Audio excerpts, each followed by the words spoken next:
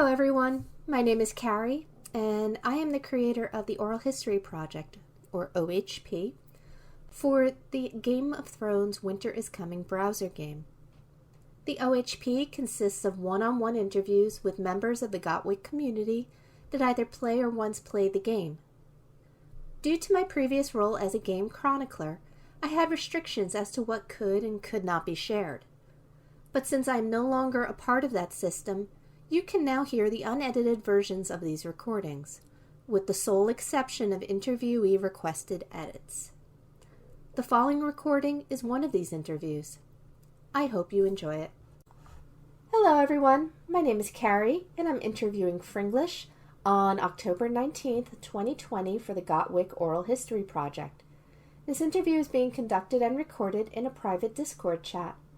The recording will be made available for anyone interested on the Black Dragons Discord in the Oral Histories channel. Thank you for joining me today, Fringlish. It's my pleasure, but you might want to hold off on thanking me until after the end. Fair enough. How's going to go? So how do you pronounce your in-game name, and why did you choose this name for yourself? Well, the name's been with me for quite a while. It's, Fringlish, as it comes out of the can.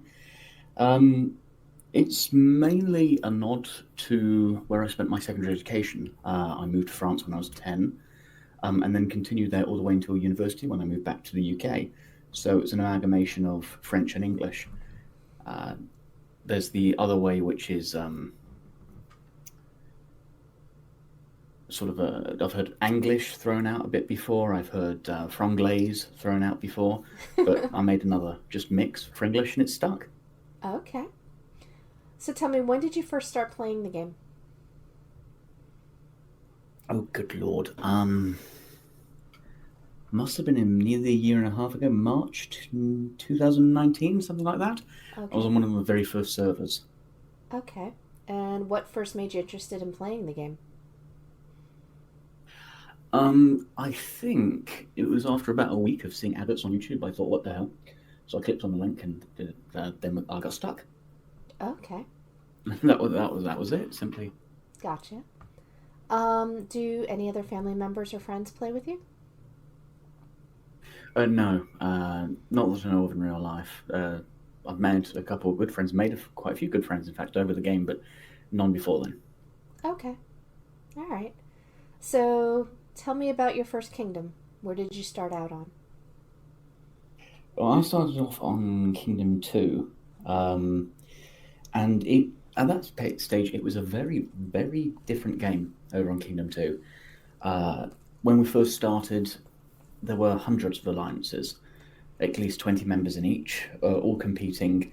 You could barely move 30 squares without finding another hive of a different alliance. So there was an awful lot more hunting going on. There weren't as many events and activities. We didn't have things like Elite Trials. We didn't have Westeros Navigator. We didn't have Werewood Memories. Heck, the Werewood wasn't even finished. The Werewood went up to stage 4, and that was it when we started on Kingdom 2. I forgot about that. Yeah, there was a period of time where none of the castles were open. The first castle siege we had only had King's Landing. I don't know if that's the same now for most kingdoms, but it's really far back. And the game, sort of the currencies were different as well. Nobody had diamonds. Blue diamonds were a rarity. As a normal player, I'm a pure free-to-play player, but when we were starting, even players who had sunk $20, $30, $40 into the game didn't have enough blue diamonds to regularly put a 24-hour bubble on. That's how rare they were at the start. So you used to have to hide troops or put up bubbles in shifts. You reinforce people. It was very, very different. So tell me, what was your first alliance on that kingdom? My first alliance was Athens, otherwise known by the tag 1. Okay. An alliance that rose to some prominence. And after a few months of being in that alliance, I switched to 1KS, where I stand to this day. Okay. So tell me about that. What was that experience like? Well, it was a rather interesting experience. When you first start the game, you go through the tutorial, and part of the tutorial is to join an alliance. I went through the normal tutorial, clicked on things, went to the alliance page, then went to join an alliance, which was open, misclicked, and ended up joining Athens by mistake. Okay. I thought, okay, never mind, I misclicked, fair enough, I'll stay here. At that time, they were the 8th strongest or something. They'd only been created for maybe 5 minutes. There were 6 other members. And Hoplite the King, absolutely amazing chap, had already created a Discord, so we're getting on there.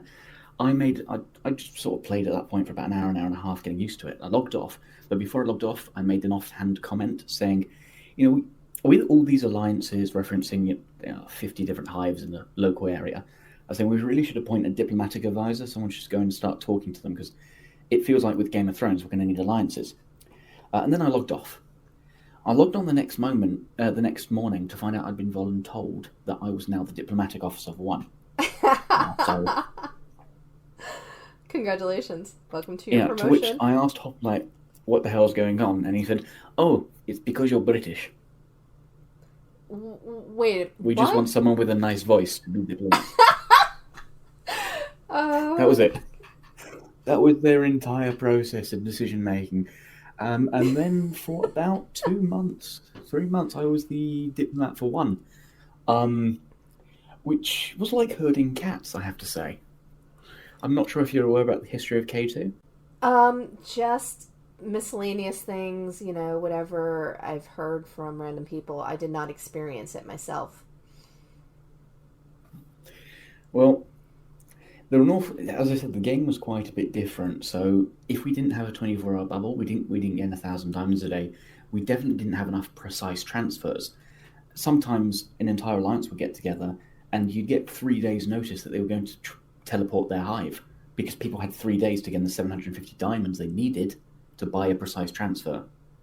People didn't have the hundreds in the bank that they have nowadays. So, training grounds wasn't open, so you couldn't get diamonds from that either. No. There was very few ways to gain it. Yeah, there were no we were basically just meat for the larger players. Yeah, but it could take 3 days to get a precise transfer. So when it came to things like Castle Siege, or at least the first ones, terribly sorry, just burped there. Hope that didn't come up too loudly in the recording. Didn't hear it at all. When it came to Castle Siege, and whatnot, as a diplomat of one, when I started, the whole idea was we're going to have to band together with other alliances, because we can only reach, rallies and armies can only attack 400 kilometers away. Right. And castles, if you're near Winterfell, you can't reach Sunspear, and so on and so forth. Yes. So we had this big idea of we had to create alliances. We have to work to create alliances so that we can have our allies hold the castles, and we hold King's Landing. So we had sub-houses. So my first foray into diplomacy as the diplomat of one was to create big alliances, or alliances of people who could take those castles and hold them, basically for us, as we ran the server.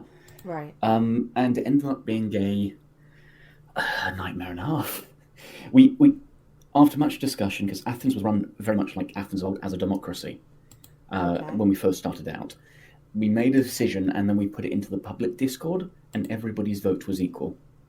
Hoplite decided in the case of a draw, but everybody's vote was equal when something happened. So after diplomacy and talks and getting it all together, I put together an alliance of 9 different alliances plus Athens, of which there were 5 main ones.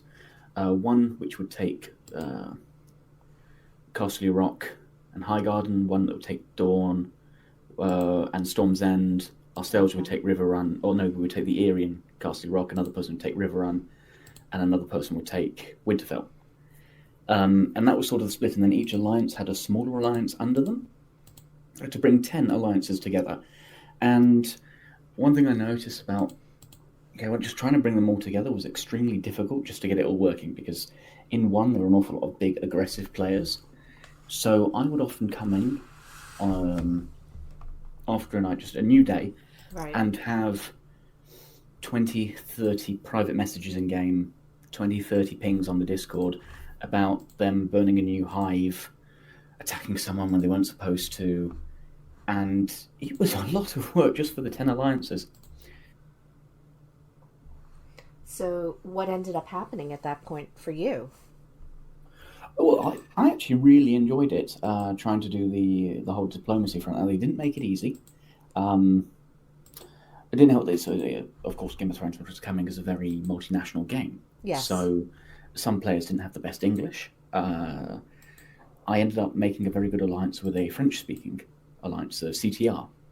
Okay. Who were actually quite a prominent or a central figure in the first rebellion, which was, I think, the most active I've ever been in the game, on every couple of hours, even during the night, just to make sure nothing had burst into flames, trying to hold it all together. That was when I first met Reaper, actually, when the person I currently make YouTube videos and stream with. Right. Now, do you want to talk at all about the rebellion? What exactly was involved in that? Well, I was only really present for the first rebellion. Okay. And I have to say, I have to applaud Reaper for his opposition. What had happened is that, as one, we made our big alliances. We made our alliance web. There were a couple of enemy alliances, such as Raven and Brutal, and so on, who we were sort of at war with. But we had our smaller alliances, such as CTR, the French alliance, Okay. I was rather friendly with, ready to take, I think it was Highgarden. Okay. That was their sort of designated area. Now, they weren't a small alliance. I think they were 9th or 8th or something overall in the rankings. But they came under quite heavy attack, basically of people who were against this sort of alliance, trying to take other castles, not King's Landing, because in the previous castle sieges we'd proven ourselves slightly too strong, but they wanted to take other castles to basically have a base and then use those bonuses to hit us a bit more. Okay. So CTR came under attack, and as one we went to defend them, and long story short, I'm not sure how Reaper did it, but this Machiavellian diplomat that he is managed to get 17 alliances together without conflicts, without problems. Well, probably problems, but I was pulling my hair out at 10, and somehow he managed to do 17 that would all rally together as a sort of an opposition. Okay. Now, that was tricky because we were running the numbers and the rally leaders, and at that time, I remember vividly, we were the top alliance on the server, and it was still difficult to get all our members up to level 17 castle to unlock tier 3 troops. That was the difference in the game. Like we had a third of our members that did not have tier 3 troops, because of the dearth of speed ups. Did you? Because I remember hearing this. I forget who was talking to me about it, but like there was a huge reliance on the spenders to get those chests coming in to grow the alliance. You guys didn't have something like that? Oh, absolutely, we did. Yes, we were graced with probably one of the biggest spender on K2 at the time, which was Vlad Spiros. And he alone was probably worth 50 members, if not more. Wow. Just on his own, in terms of diamonds and speed ups that you got. You were waiting for Vlad to buy the things for the day, and then you could do your upgrade. Okay. That's what it was like, because there was no other way to gain it. It was very slow. Like you could gather some resources, but you couldn't do the speed ups. And the quests as well hadn't been adjusted that much. At some point, about a month after we started the game, all the quests you got at the start got doubled. Okay. All the quest rewards got doubled, which made starting the account now an awful lot easier. But we had all that halved, so it was very difficult. And I got wind of, because as a diplomat, I'd been talking to not just the 10 alliances, but all alliances. I had friends everywhere. I had friends in Crow, CRI, I had friends in DYN, and all big alliances at that point, some of them part of the rebellion. Right. And I got wind of this 17 alliance rebellion, and these were full alliances. You're talking over 1,500 players in this rebellion. Wow. And I was looking at the stats, I'm like, yeah, on paper we have 10 alliances, but 5 of those are quite small protectorates. 5 of them are, 4 of them are large, with 1 obviously at the top, bringing us to 5. Right. But a couple of them, like CTR and the CR5, I think, is a Polish one. They weren't as strong as Brutal or DYN or Raven or so on. They couldn't hold it up. So we were vastly outgunned. We could probably take any single fight, but if they attacked everywhere, we would have been split too far. So I knew there was one thing I had to do, and that was break up the first rebellion somehow by nook or crook. Okay. So what I had to do then was basically took on a character, persona, and started to taunt the rebellion in world chat, in some messages, and then I fabricated this story about one of the biggest alliances in the rebellion, Dog, were staunch supporters, didn't like 1KS, but I managed to sort of make up a leak, as it were, that sowed discord in the Rebellion High Council that caused it to sort of break apart before the attack, and Dog pulled their support, and with Dog, Raven was isolated, and basically a couple of their big hitters came out, allowing us to hold on to the first rebellion. Sort of hold off their attacks, because they lost a lot of their rally leaders. So let me ask you this. Why do you guys see it as a rebellion? Like, I hear it labeled as such. What? I suppose it was more the second. It was when the second rebellion came into effect that the first bit actually was the first rebellion. But I suppose it comes from the Game of Thrones lore, because unto that point, 1 had held King's Landing for the entire time. As 1, what we'd done is first of all, we'd taken King's Landing in the first week. Second week, we took all the castles. Third week, what we did was we left Winterfell as a free-for-all for other alliances to fight over. And fourth castle siege, we tried to split up the castles to our allies. Okay. But we'd always been in control, so we were the kings.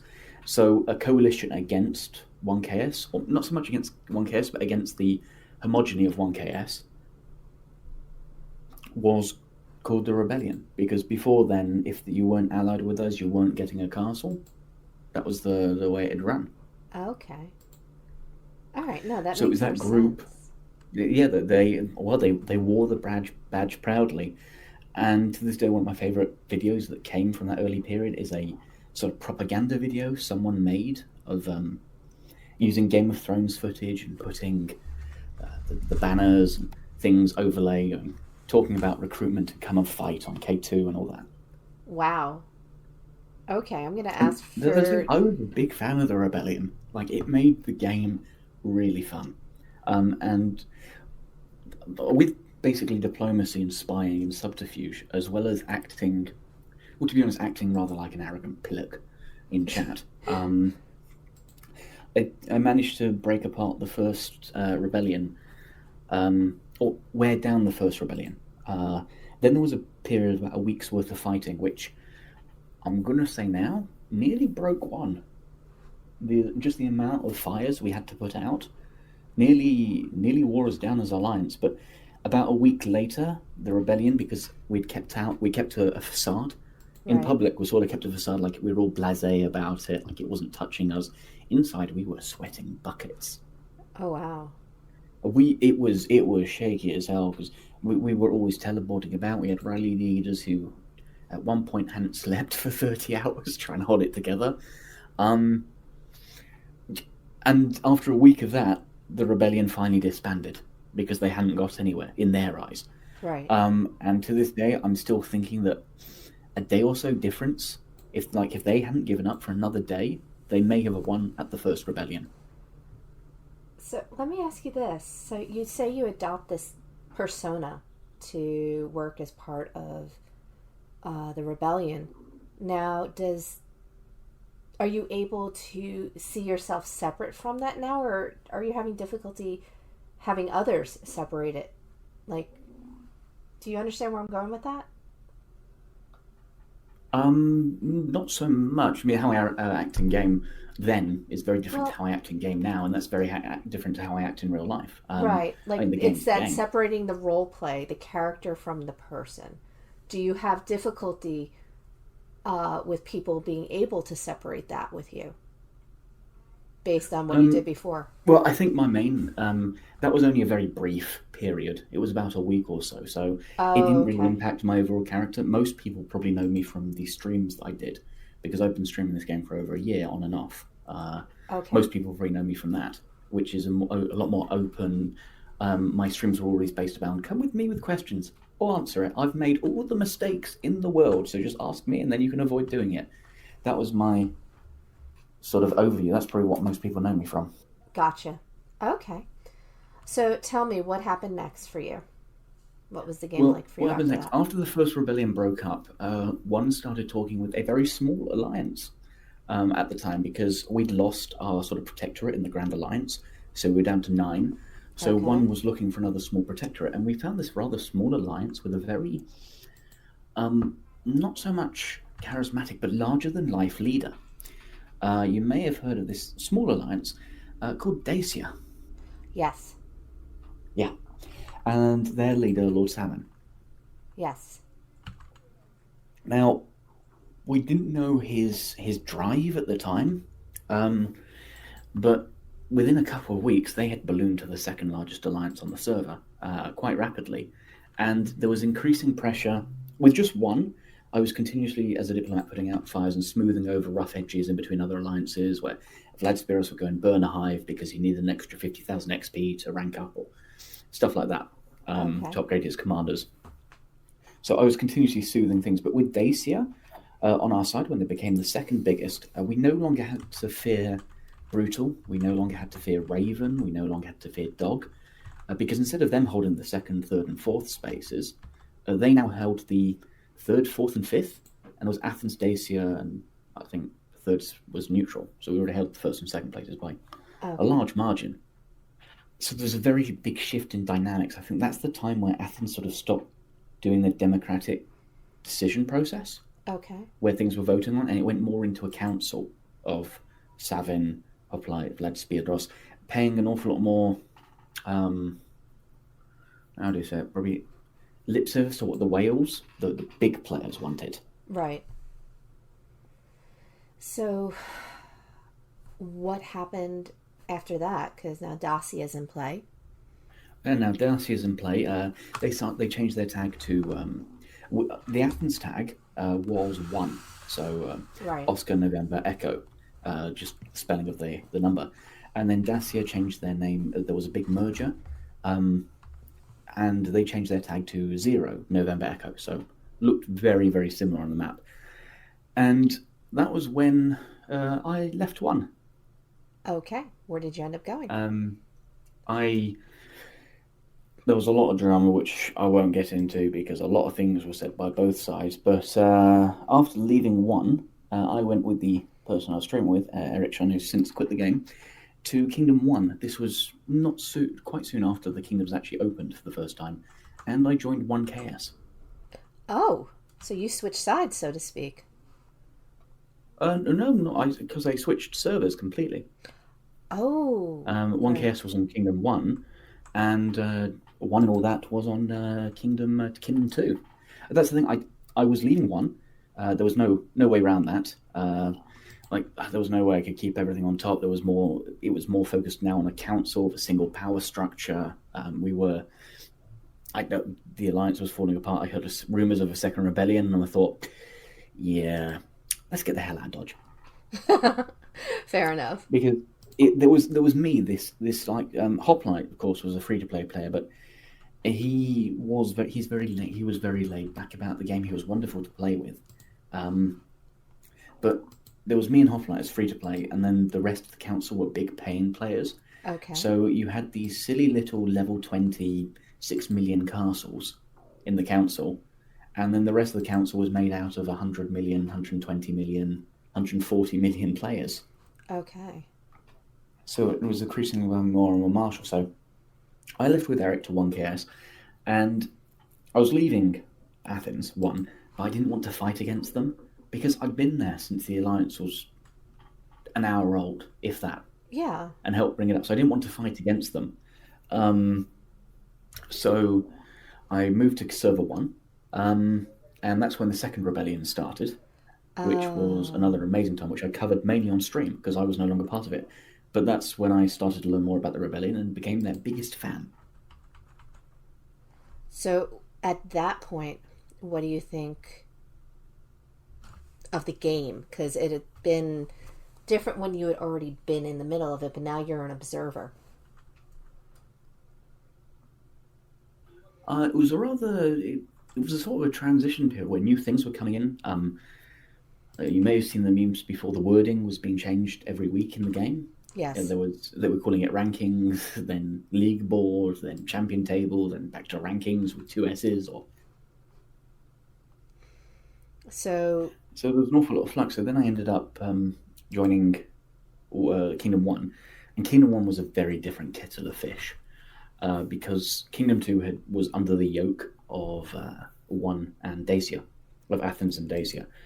They controlled it with an iron fist, whereas Kingdom 1, there were 2 really big alliances, the Lannisters and 1KS, and they were continuously fighting. I must have been zeroed 5 times in the first week when I went over. That would have been frustrating. Oh, I loved it. It was great. Really? Yeah. What did you do? I kept rebuilding troops like an idiot. Well, yes, but still, I'm just picturing that, and I'm going, did it feel sort of Sisyphean? You know, like you're just constantly trying to overcome something. I mean, it helped that I was in an alliance with whales such as Godiva, Ulumulu. Like, the income was twice that of what I was getting in 1. So I was finally able to upgrade. I finally got my castle to like level 24. I gotcha. I was unlocking new technologies. I was spending everything into technologies and research. And that's when the streaming sort of really took off with Eric. Okay. We were streaming 3 times a week, sometimes getting over 500 people watching the stream. Wow. Where we were answering questions about the game. Okay. So at that point, what was the game like for you? Because really, with the streaming taking off, were you engaging as much in the game? Oh, I definitely took a step back. I've been the diplomat. I had to deal with all of that before, and I thought, yeah, not again. Okay. So I focused really on the streaming. We went over some events. There was still on Ericsson's Twitch channel, there's a entire recording of the second rebellion fight. Okay. Which we covered, I think, nearly from start to finish. And it was more focused around that. I focused more around the events. I turned up. I talked an awful lot more at an individual basis with people in the Alliance because I know how long I had to worry about the drama. And occasionally I'd port over and suicide my troops in an attack to try and get my own back, of which it worked about 10% of the time, but those 10% were pretty sweet. So, did you ever end up leaving K1 at any point? Yeah, we did. We were in K1 for another 6 months or so. Okay. And then we moved to Kingdom 14, where we stayed for 2 months, again with 1KS. Then we moved to Kingdom 34. And we were in Kingdom 34 for a while, I think another 4 months or so. All right. Kingdom 34 was interesting because the kingdom we went to, they had an established set of rules, some which are commonplace now in many servers. Like what? Such as free-for-all days, truces before and after castle siege, hive gathering locations, rules that an awful lot of servers are implementing now. But they started to become unbalanced about a month ago.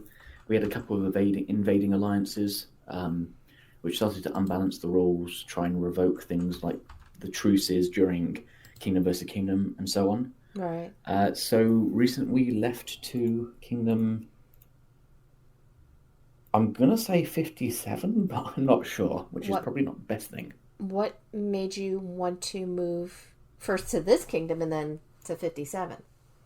Oh, I've just been following 1KS ever since. Okay. I've proudly displayed their tag for over a year now. I gotcha. Okay, so you haven't actually even changed alliances. You just moved wherever they No, moved. yeah, Okay, just following the alliance. I gotcha. I mean, the alliance has gone through some changes. After when we left, the reason we left K1 was due to the leader at the time, Thomas, really messing up communication with the leadership and leaving with one of the biggest accounts Okay. without warning. So at that time, with the current leader Eva and Vixen basically held 1KS together by pure grit, spit, and I think spite, to be honest. And Okay. they've led 1KS ever since. And we're still, I mean, we're no longer the strongest alliance in the game as we were for the first 5 months or so. Right. But we're still up there. We always participate in the elite champion sieges and things like that. We're doing quite well in events.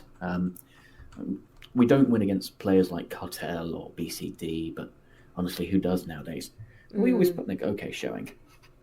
Well, if you're having fun, that's all that matters. Oh, well, yeah, I mean, I've stuck with them for over a year, so they must be doing something right. Yeah. Either that or I've forgotten where the leave button was. That could be possible, but we won't mention that to ever. Um, so tell me a little bit about what you think in regards to your impression of the game. How has it changed since starting, basically almost from the very beginning of the game to now? Okay, well, it's not the first grand strategy game I've played. I've played Travian before. I played Griopolis, O-Game. I used to, when I was in France, I went to boarding school. Okay. And one of the things everybody did there was we played online browser games. We went to the computer lab once a day. In the boardings, you had like an hour of leisure time. You could do whatever. Right. And we went to the computer lab. We played these online browser games. We logged in once a day. So I've played quite a few, a good 6 or 7 for a good period of a few months. And I've never seen such change so quickly in a game.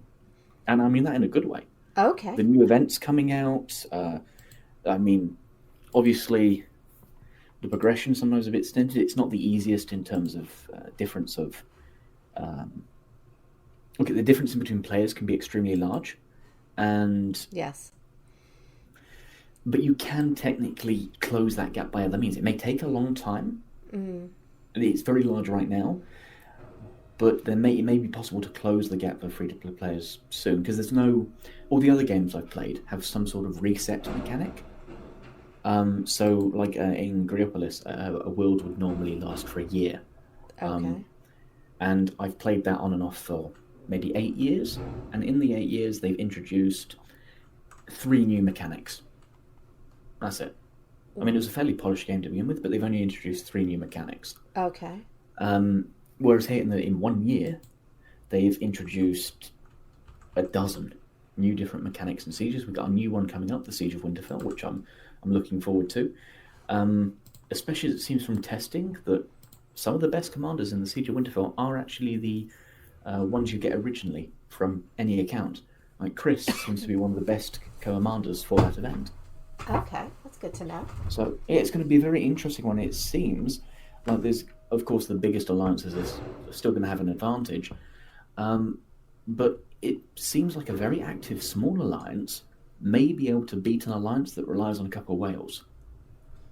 Because they're going to be able to split into the different groups, yeah. Yeah, but also because it's based on the commanders themselves. So if you have a level 60 commander gold, like everybody has the same level 60 commander Chris. Right. If he's gold. Like everybody has the same stats. So it's going to depend an awful lot more on how many players you can get in there. Okay. No, that's good to know. So I'm looking forward to that. It's something different. Like the Champion City Siege plays differently to Kingdom versus Kingdom, which plays differently to Alliance Conquest, which I'm still missing a couple of medals for. But and then we've got Where With Memories as well coming up, and maybe because there's no reset, I can easily see, especially with the new refinement mechanic, I can easily see sort of all players closing the gap slightly. As a free-to-play player, I haven't found too hard done by not spending in the game. Okay. So what do you I guess, think is the most important thing to make a successful alliance? Memes. Memes? Really?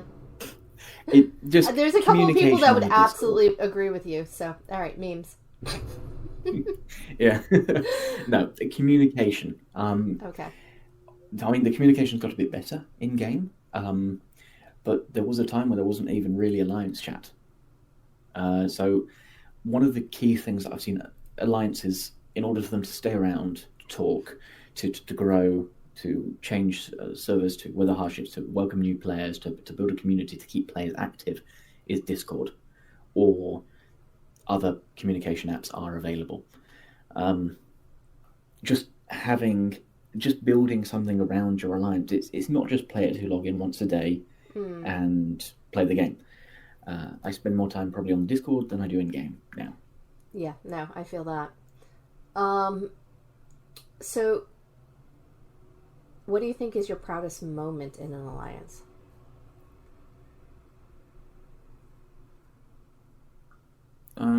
Proudest? Yeah.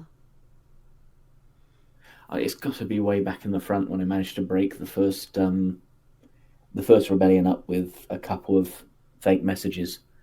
Just the cascading effect of hearing it from a spy to getting some information here to writing the perfectly worded message that went out onto World Chat that broke apart an entire alliance.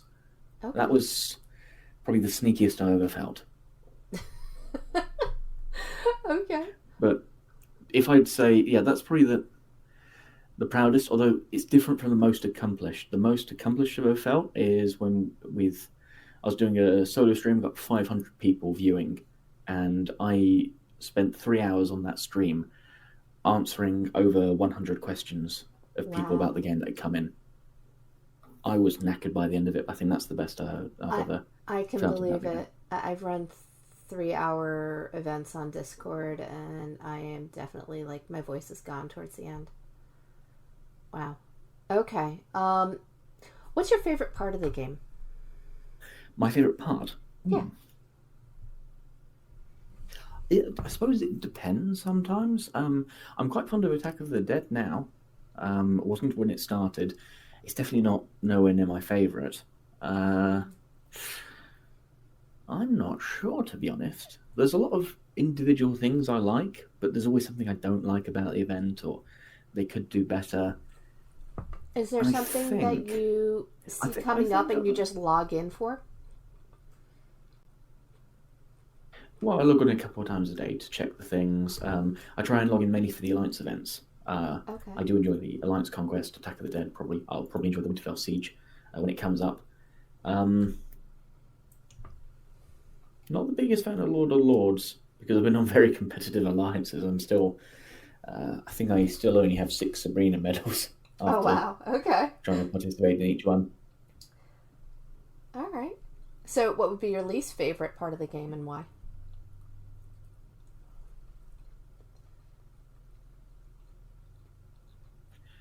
My least favourite... I'd have to say right now, probably the Commander Awakening that started to come up. Because the other thing, because just the time it's going to need to fulfill everything. Yes, it's a grind. It's going to be a very, very difficult, a bigger grind than anything else. And that, I think, just detracts slightly from the experience. Okay. So, can you tell me about 1 or 2 people that you admire in the game? Well, let's see. One, I admire Reaper, the person I'm currently doing a lot of YouTube videos with, for just his sheer Machiavellian tenacity that enabled him to, I'm not sure, coerce, blackmail, bribe 17 alliances to work together. Okay. Then there's also Kodesh in 1KS, who is probably the person most dedicated to working out the game that I know. He will sit there and grind numbers to try and find a 3% advantage in combat.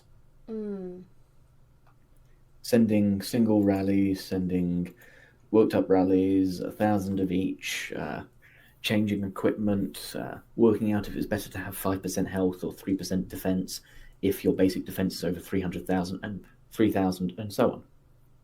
He has sat there and worked it out. And then I think Unpredictable was another person in 1KS. Now, I don't know whether to admire him or want to lock him up, but he is crazy. He's always interesting to find on the Discord. I don't think he takes it too seriously, and he's just fun to play with. And then finally, Ever, I suppose, for keeping 1KS together over 3 server changes, nearly an entire year, and the entire collapse of an upper tier council. Okay. So are there any special moments in the game that you have not mentioned that you would like to mention?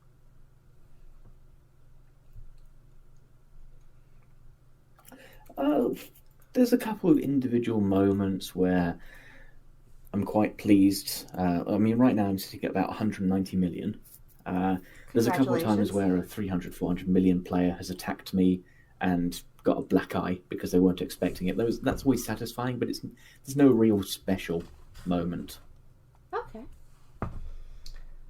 Is there anything else that you would like to include in this interview?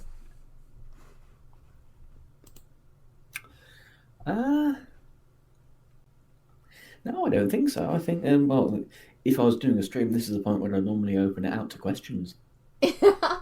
So, if anybody is listening to this and has questions for Fringlish, reach out to him on his YouTube channel. So, I'm going to then say one last question and wrap this up. What is the one thing you most want people to remember about you?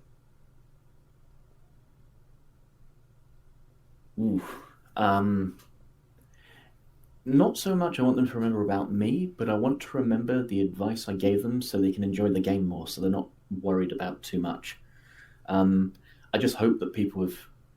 The entire reason I started the YouTube and the streaming was to help people understand the game and just understand the message that, sure, if you pay, you get an advantage, but it's not the end of the game. Right. Like, if you're not having fun, adding money won't give you fun.